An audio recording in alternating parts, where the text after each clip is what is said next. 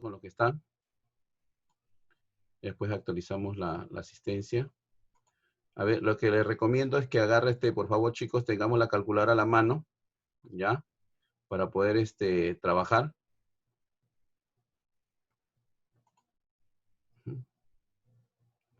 Profe, Dime. tenía una pregunta, este, el, usted dijo que completáramos un cuadro de las leyes Sí, y en el último, en el cuarto, si no me equivoco, de la ley volumétrica, ¿ya? eh, en el ejemplo no logré relacionarlo con ninguno. No sé si me podría explicar cuál se acerca más. ¿Ya? Pero se tiene que tener una cantidad fija de esa sustancia para saber cuál será la temperatura del recipiente. Ujú, ¿ya? Ujú, Otro ejemplo no puedo encontrar. ¿ya? Ok, ahorita les paso a explicar. Ya un ratito. A ver, ahorita hago la comparación de pantalla. Estoy adecuando los ejercicios, ¿ya? Para poderlos trabajar.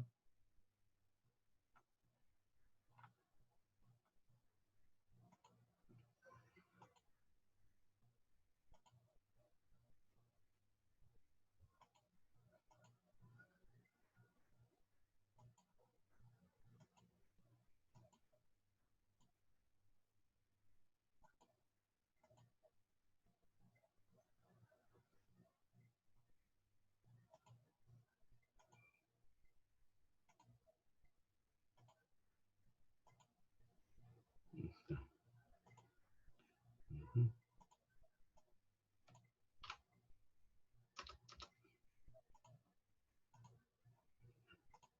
Esperen un ratito, los ejercicios que ese día hemos trabajado, quiero para también trabajar con sus compañeros, ¿ya? Un ratito. Profe, en retroalimentación creo que trabajaron algunos, ¿no? Sí, sí, por eso justo voy a borrar eso, para que así los chicos puedan trabajar tranquilos, ¿ya? Ok, ya está. Muy bien.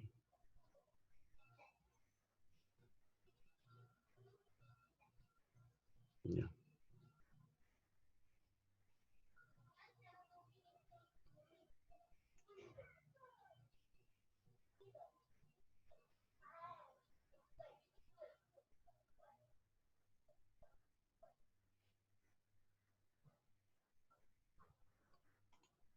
Un ratito.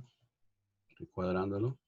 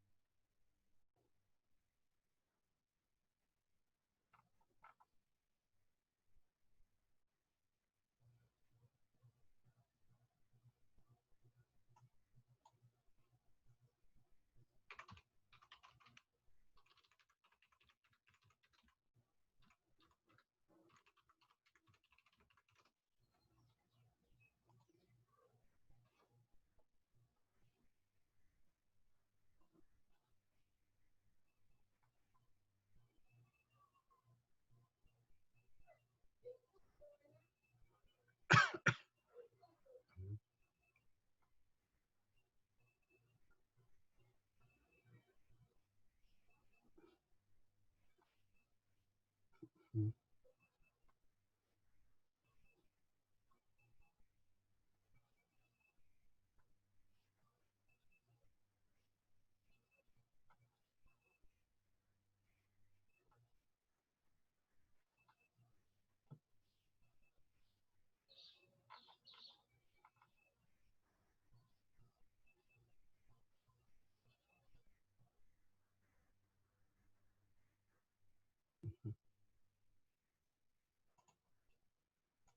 Muy bien.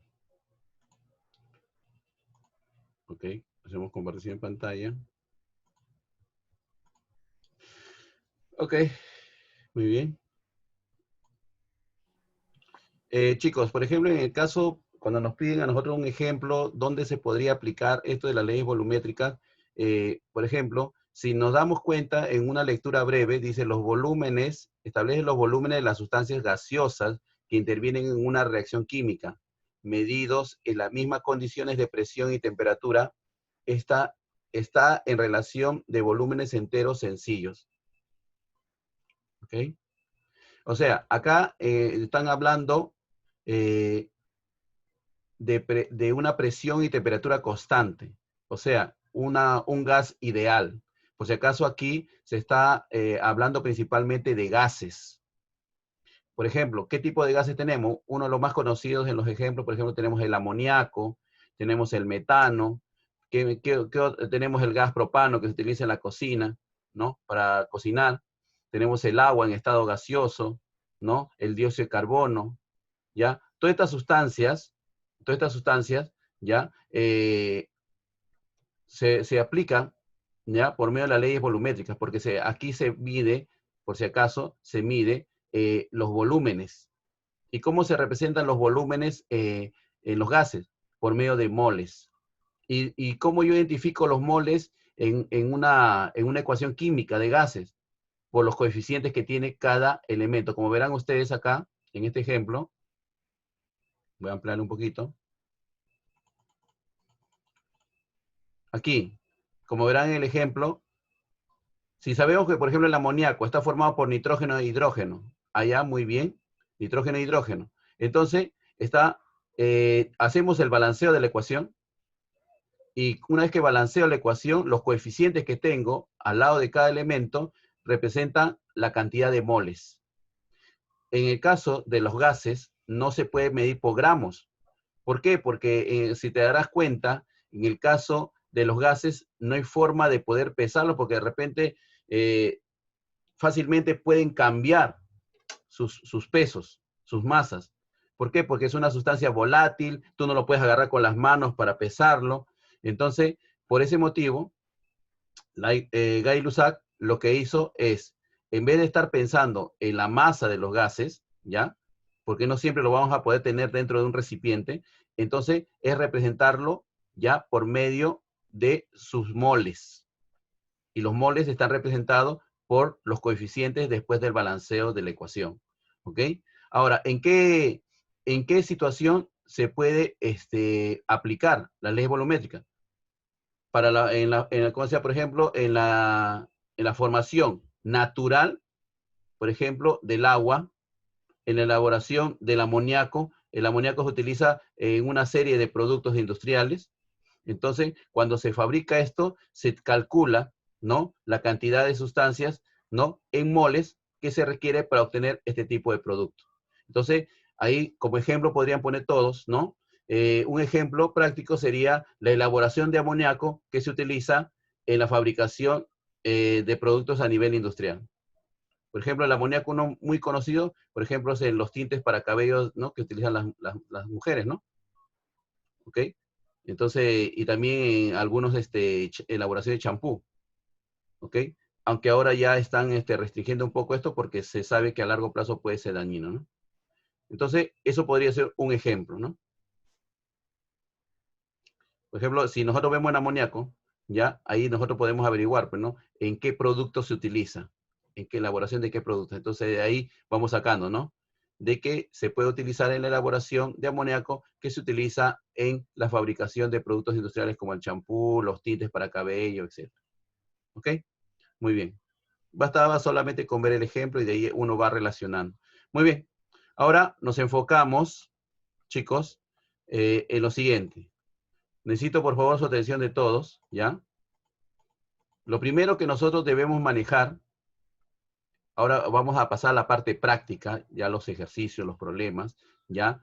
La parte de la teoría, ya sabemos que son 4 leyes volumétricas, 3 ponderales, ¿ya? Donde se trabaja con masas, ¿ya? Y una volumétrica donde se trabaja con volúmenes, representados por los moles de cada sustancia. Eso es lo básico que un estudiante de estequiometría debe reconocer. Primero, tres leyes volumétricas, digo, tres leyes ponderales, donde se representa por la masa de los elementos, que pueden estar expresados en gramos o en moles. ¿Ok? Y luego tenemos la cuarta ley, que es volumétrica, en la cual se trabaja con los volúmenes de la sustancia, también representado por los coeficientes que se tiene en el balanceo de ecuaciones de los gases. Ahora, ¿cuáles son las leyes ponderales? A ver, la primera, ¿cuál es? La conservación de la materia. La segunda, ¿cuál es la segunda? A ver, chicos, ¿cuál es la segunda ley? A ver, ¿nadie contesta? Ley de las proporciones definidas. Ya, las proporciones Sí. definidas. ¿Cuál otra más? Ley de las proporciones múltiples Ley de las proporciones múltiples. Y ley de las Ley proporciones volumétrica. recíprocas. y Ok. ley de Las Gay-Lussac. recíprocas no hemos mencionado porque son muy parecidas Métrica. a la, ¿no? ¿Ya? Muy parecidas a las anteriores. Entonces, solamente nos quedamos con tres principales. ¿Ya? Tenemos la primera, que es conservación de la materia. La segunda, ¿cuál es? Proporciones definidas. Proporciones definidas. Definidas o constantes. Y Y la tercera, ley de proporciones Proporciones múltiples. múltiples. así. Muy bien. Entonces, esas tres leyes tenemos que tenerlos claros. Ahora, también es importante que nosotros tengamos la cuarta ley, que es la ley volumétrica. Acá no se trabaja con sustancias sólidas, sino se trabaja con gases. ¿Ok? Muy bien. Eso hay que tenerlo presente. Las cuatro leyes volumétricas. Ahora, cuando ustedes han estado desarrollando, ¿no?, la investigación, ¿ya? Es importante que tengamos claro eso. Primero, las tres leyes principales, ¿ya? La volumétrica, ¿ya? Recordad que las tres principales son ponderales, porque solamente se mide la masa.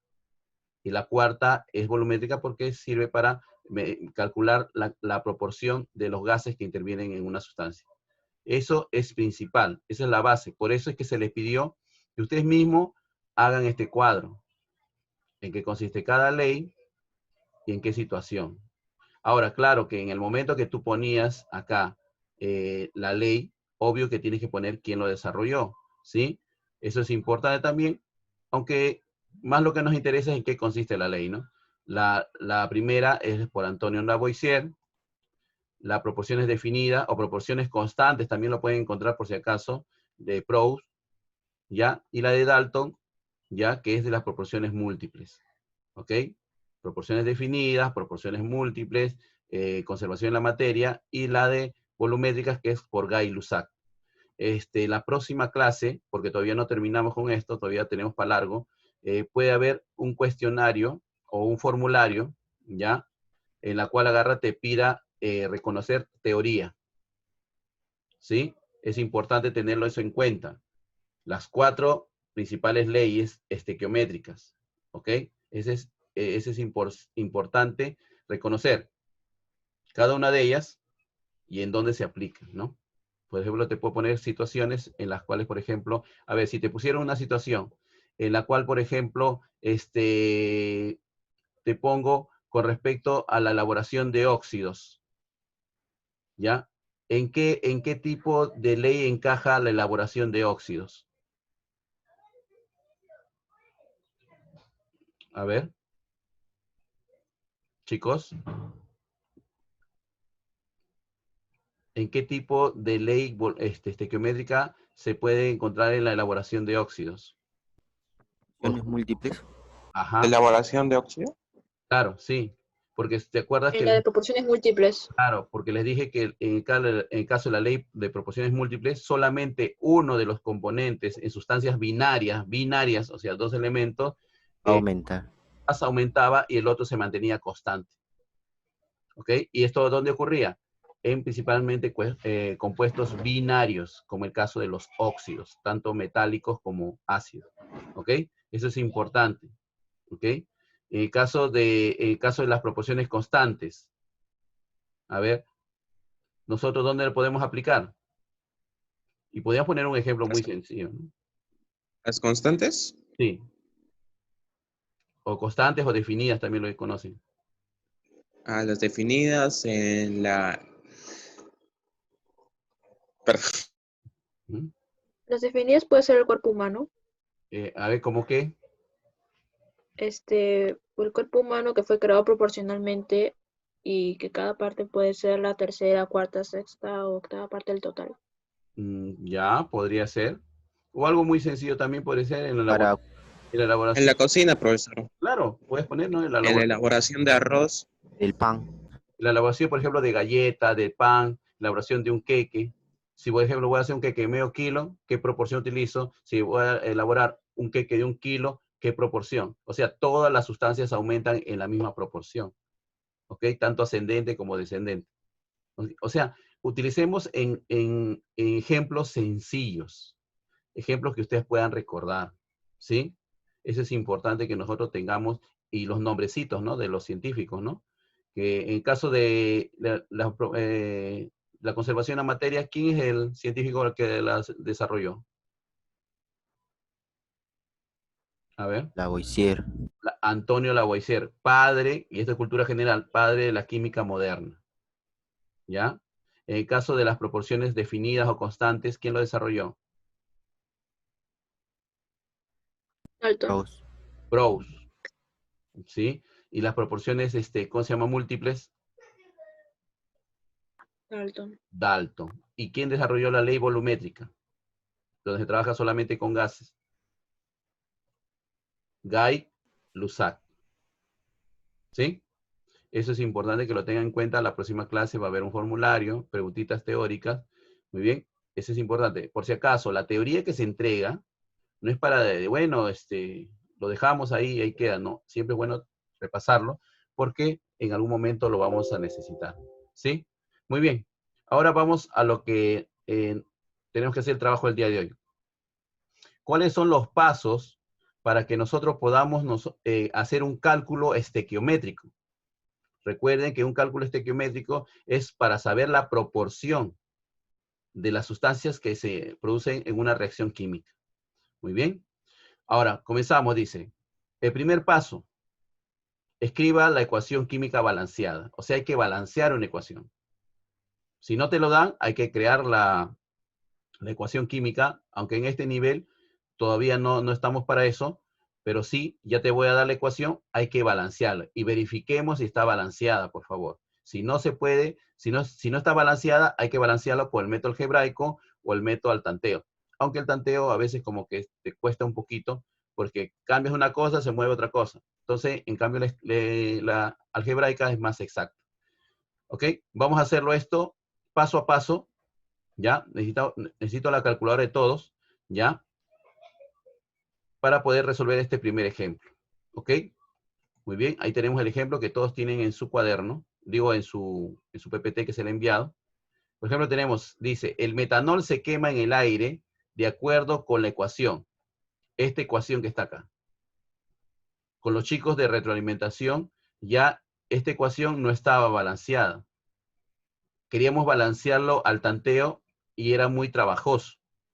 Entonces lo que hicimos es balancearlo al método algebraico y de esa manera salió mucho más rápido.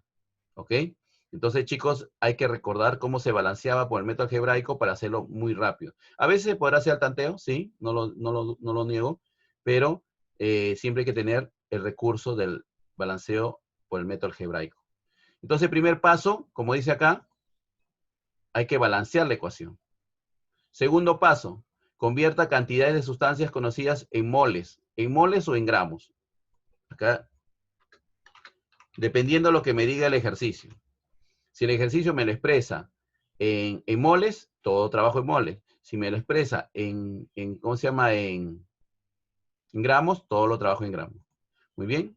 Entonces acá doy una leidita rapidita y me doy cuenta, porque desde el momento que dice, si 209 gramos de metanol, ya me está expresando los datos en gramos. Incluso hasta la pregunta me dice, ¿qué masa de agua se produce? La masa no lo voy a medir en moles, sino en gramos. Entonces, eso siempre hay que tenerlo en cuenta. Hay que dar una leída y saber en qué unidad lo voy a trabajar, en gramos o en moles. En este caso lo voy a trabajar en gramos. Entonces, primer paso, balanceo.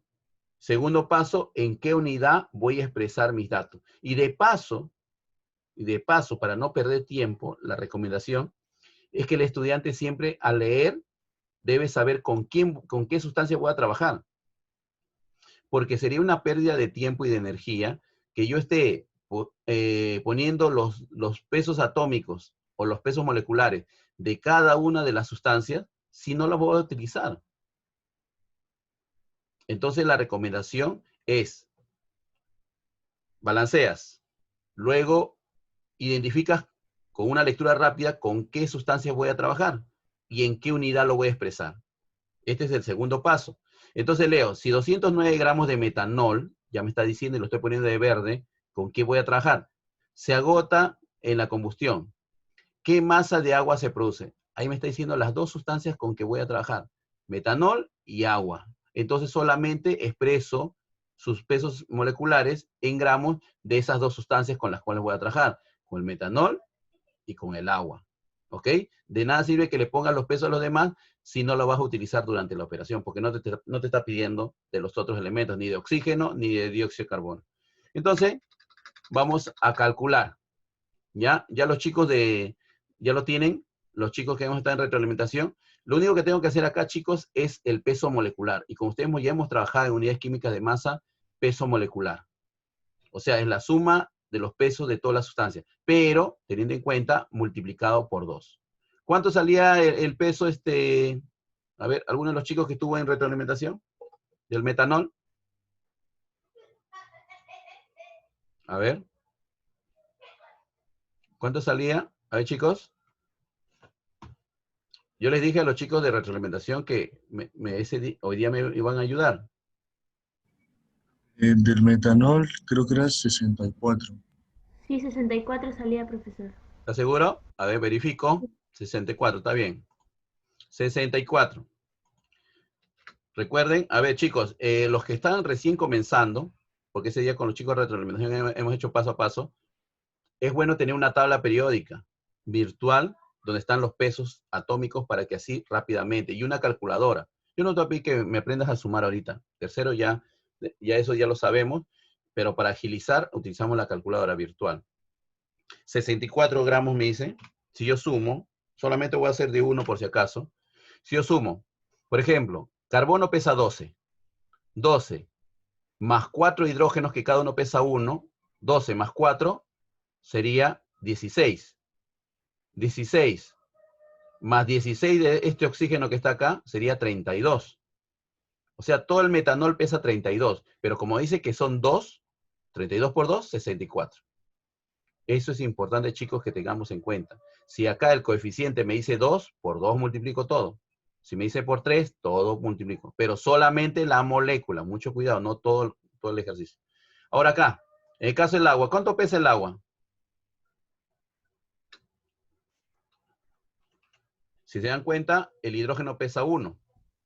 Como son dos moléculas de hidrógeno, son entonces 2.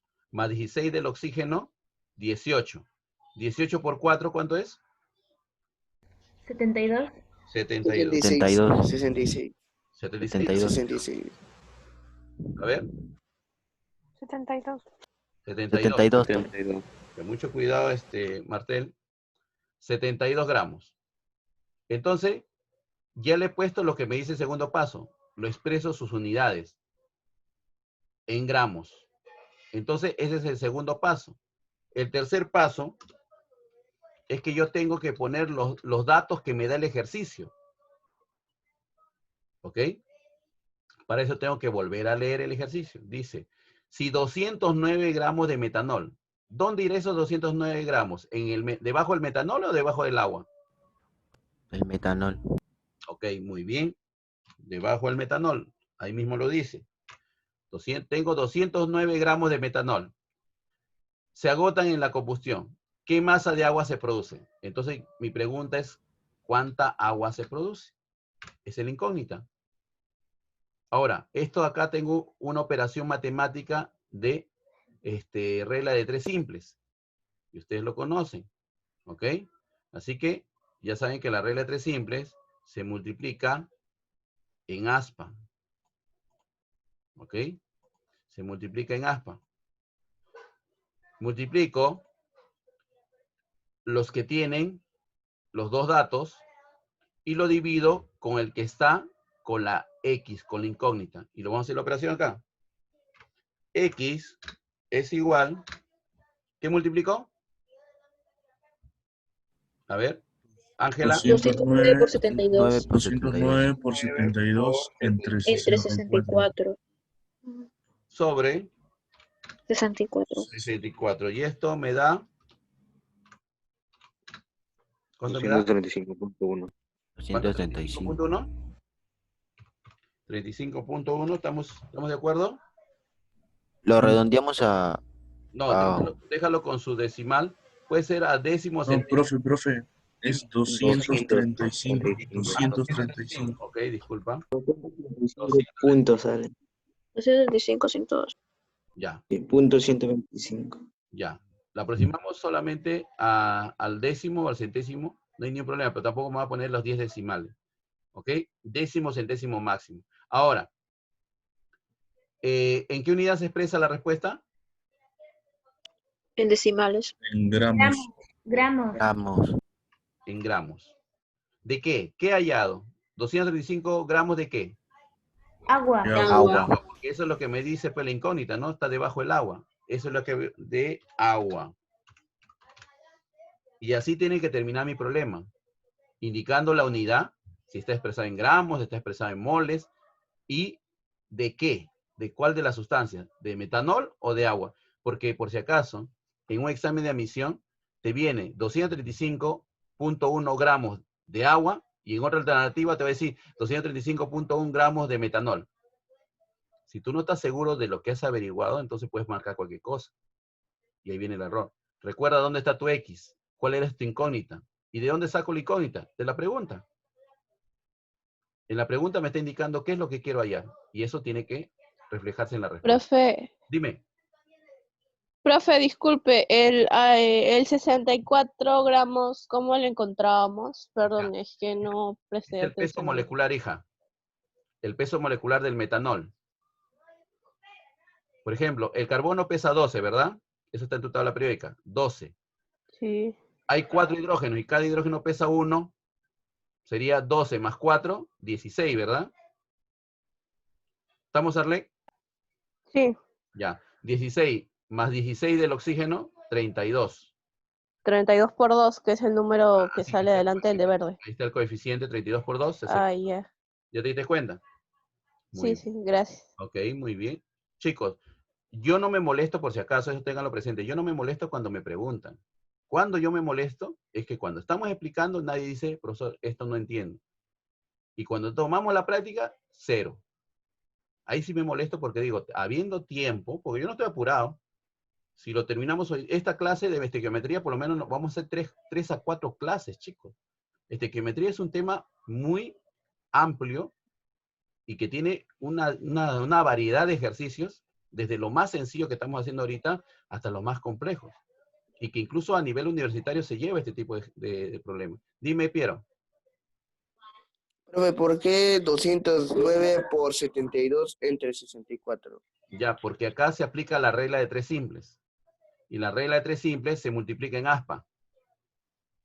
Se multiplica los que tienen datos, los dos datos, y se divide con el que tiene la incógnita. Eso seguramente han aprendido ustedes en matemática cuando han trabajado regla de 3 simples. La ¿Okay? segunda X es la respuesta, ¿verdad, profesor? Así es. ¿Ok? Seguimos con el siguiente ejercicio. Acá me dice, ¿qué cantidad de bromuro, de ácido bromhídrico, qué cantidad de ácido bromhídrico reaccionará con 10 gramos de hierro? ¿Y qué cantidades de bromuro férrico e hidrógeno se formará? Nunca se asusten porque te metan un montón de palabras, sino concéntrense en lo que ya saben, en los pasos que hay que seguir. Primero, ¿cuál es el primer paso, Arley? ¿Te acuerdas?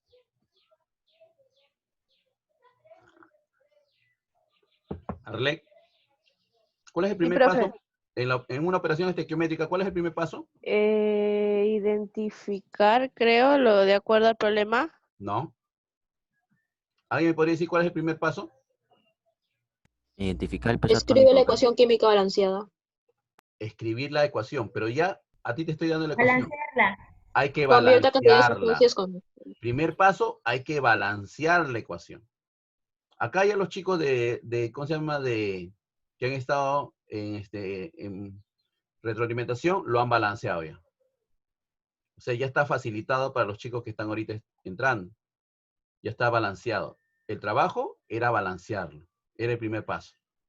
El segundo paso, ¿cuál es el segundo paso? ¿Alguien me puede decir? Convertir las cantidades de sustancias. Ya. Segundo paso era dos cosas. Uno, hay que leer bien e identificar con quién voy a trabajar. Y segundo, en qué unidad lo voy a expresar. Como verán ustedes, los datos se están expresando en gramos. Entonces yo tengo que expresarlo, los datos en gramos. Por si acaso, acá si te das cuenta y le das una leída rápida, acá te está pidiendo que hayas todos los pesos. Porque te está pidiendo hallar el peso del ácido bromhídrico, luego te está pidiendo hallar el peso de bromuro de hierro y después también te está pidiendo del hidrógeno. O sea, de todos. Pero vamos primero con lo que comenzó, en orden. ¿Sí? No se asusten. Entonces, lo que primero que tenemos que hacer es hallar el peso molecular de este ácido bromhídrico. El bromo pesa 80 y el hidrógeno 1. ¿Cuánto suma? 486. 81. 81 por 6, 81.